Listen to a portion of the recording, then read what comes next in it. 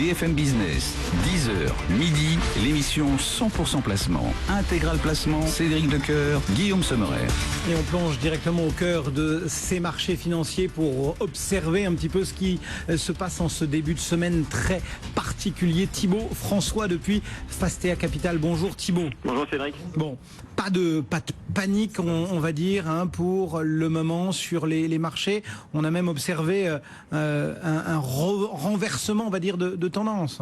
Oui, tout à fait. Alors ça peut paraître étonnant de l'extérieur, mais effectivement, avec un petit peu d'expérience et si on se regarde un petit peu les chiffres historiquement, c'est pas les premiers attentats. Malheureusement, on a vu ce qui s'était passé à New York, on a vu ce qui s'était passé à Londres, on a vu ce qui s'était passé à Madrid. Les marchés financiers intègrent plutôt cette perspective, malheureusement.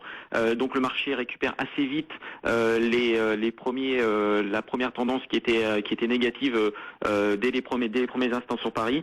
La pression est manifeste effectivement sur certains secteurs, notamment les secteurs du luxe, notamment le secteur du tourisme. Mais c'est vrai que le marché récupère assez vite, assez bien, et on espère même, on va dire, un allant de croissance d'ici la fin d'année avec les fêtes qui arrivent. Du côté des secteurs, vous le soulignez, il y en a deux qui presque automatiquement ont subi un maximum de pression. C'est bien évidemment tout ce qui touche au secteur du tourisme. Tout d'abord, on a vu de l'Accor, on a vu de l'Air France. Enfin bref, c'est assez logique finalement, et on observe ça à chaque coup de pression de ce type terroriste sur les marchés. Exactement, on s'attend à ce que l'activité touristique soit moindre, un petit peu partout dans le monde, notamment en France bien entendu. C'est quand même le premier pays visité au monde. Donc Accor est évidemment sous pression, Air France est évidemment sous pression. On pense aussi à Eurotunnel, le tunnel sous la Manche qui peut faire aussi l'objet de divers attentats. Donc c'est vrai que le secteur, c'est le premier secteur qui est touché aujourd'hui, ce qui est plutôt logique, et malheureusement on voit une répétition de ce qui a pu se passer sur les événements de Londres ou de Madrid il y a quelques années. Le luxe, comment on explique finalement? C'est un souci de consommation? Oui, on s'attend surtout à ce que les grands magasins à la période de Noël soient moins fréquentés. C'est quand même une grosse activité pour les Kering, pour les LVMH. Donc on s'attend à ce que les grands magasins soient moins fréquentés d'ici la fin d'année, et donc on vend en première intention, on va dire, les valeurs du luxe, même si je pense qu'il va y avoir un engouement d'ici pour les fêtes de fin d'année, et que ça pourrait relancer la croissance.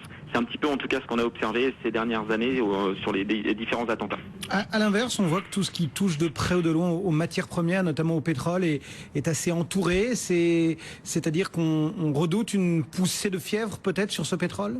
Disons qu'on va directement sur des valeurs un petit peu entre guillemets pratiquement sans risque, en refuge.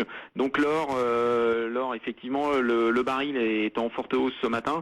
Je pense que le baril, ça devrait pas forcément durer. C'est difficile de prévoir un petit peu, d'analyser le brut en quelques minutes, mais c'est vrai que en première intention, c'est plutôt une valeur refuge. Derrière, est-ce qu'il va pas y avoir une pression importante sur le baril et refaire chuter les cours dans les prochains mois?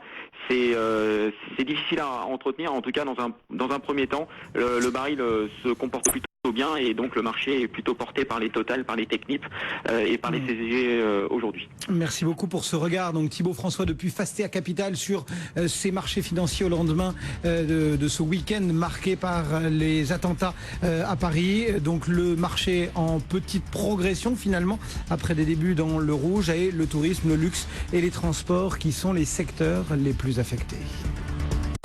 La vie IMO avec